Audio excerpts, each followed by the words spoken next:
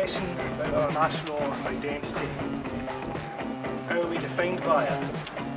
Is it the landscape, our history, or our heritage? Many people dispute many facts, but I'm here to bring up a new idea to you all. My name is Jarryd Bolland, and I intend to show you all that part of our heritage is in something that most of us have forgotten over the years, our mythology. So today I will take you to various locations which are connected to strong mythical stories within Scotland, whether they be purely Scottish or Celtic. Although the viewers at home, they don't know what I mean by Celtic, I mean both Scottish and Irish. So anyway, we will go on an adventure from haunted castles like we have here to forests filled with fairy-like entities to the creatures that live in the seas and the lakes.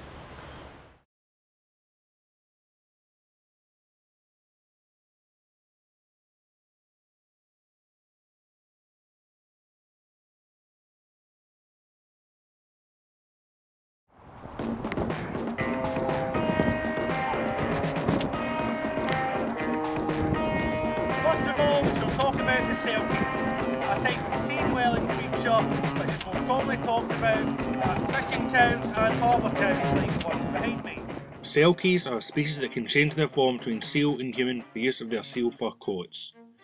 The female ones would have their fur coats stolen by fishermen who would force them to become their wife and mother their children. But in most versions, the Selkie would regain their coat, usually from the children who don't know what it is, and would return home to the sea.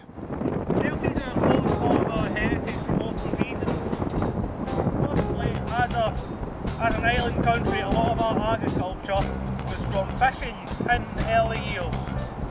And since Selkies are related to our fishing agriculture, that's one reason why it's important. Another reason that Selkies are important to our heritage is because if these legends are believed to be true, then that means that multiple people in Scotland have magical blood because they are people descended from Selkies in Scotland. Now, although Scotland isn't unique in having the Selkie legend, other islands around the UK have similar legends, and some cultures have their own versions, such as the Hagoromo or feathered cloak from Japan.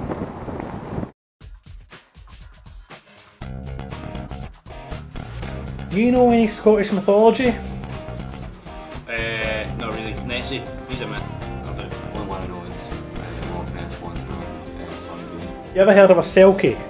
No. No, never heard. What if I said seal fur coat? Does that ring any bells in terms of Selkies?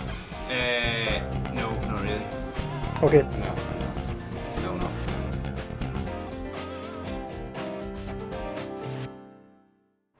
Next we shall discuss the Kelpie, a creature that is believed to have been a partially inspiration for Nessie and is said to live in lakes and lochs like behind me. Kelpies are most commonly described as a type of horse normally found in marshlands and near lakes and the occasional loch. They would be beautiful and keen to let people ride them. Once someone makes physical contact, this Kelpie's skin would become adhesive like glue. Once the victim was stuck to the horse, it would drag them down into the water and drown them for drinking their blood.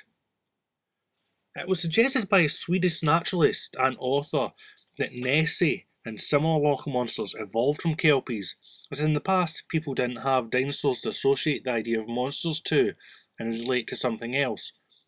Hence why loch monsters have changed from horse-shaped demons to a more reptilian creature like the stories of dragons, or worms as they were called at one point.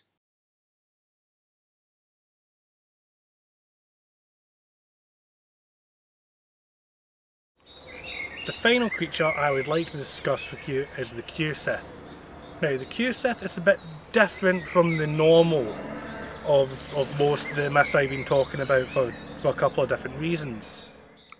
Q-Sith literally means fairy dog, and that's just what it is. This animal is roughly the size of a small cow or a large calf, and it is believed that their fur is the same colour as most fairy clothes.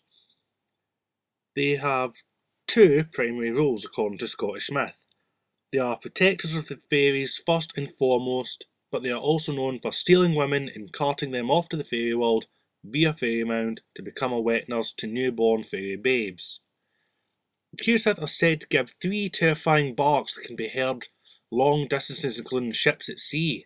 This barking was said to be a warning to the farmers to lock up their wives before the Cusack came for a new wet nurse for the fairy mound. That's the strangest thing about the Cusack, is that in the Irish version the Cusack is coal black and the harbinger of death instead of the green furred guardian dog of the fairy world.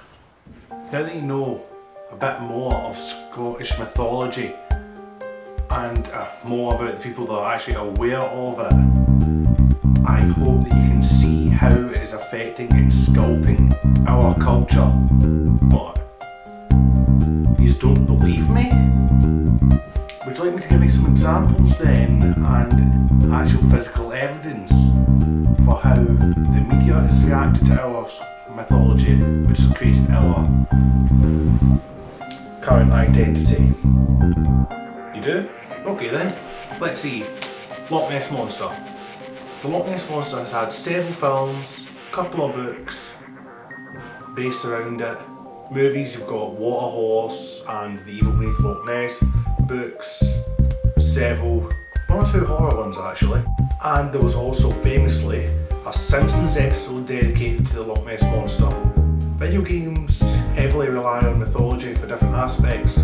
For example, in the Shin Megami Tensei franchise, which is produced by 2 video game companies, Atlas and Square Enix, they end up tapping into mythology to pick up several creatures and beings from multiple cultures, all to put into this one game as both allies and enemies for the people you play as. 2 such examples of Celtic ones they include are the Cusack and the Kelpie. Let's see, Selkies. Selkies are actually surprisingly quite popular in the media. They have been featured in literary works such as the Companions Quartet series by Julia Golding. The entire series is set in the UK and it features some Scottish mythology as part of it. You've also got the Eidolon trilogy by Jane Johnson's, because one of her main characters is a Selkie. You've got a band called the Pixies, a slight reference to Scottish sort of type of fairy, who had a tune in their homecoming album titled Selkie Bride. And also Dungeons and Dragons, one of the world's most popular role-playing board games, features Selkies on some level. So I hope you understand why these reflect who we are in multiple ways. From heritage as descendants of shapeshifters, being a necessary part of raising fairy children, or even just being food for surprisingly a lot of this Scottish mythical creatures that likes to consume human blood.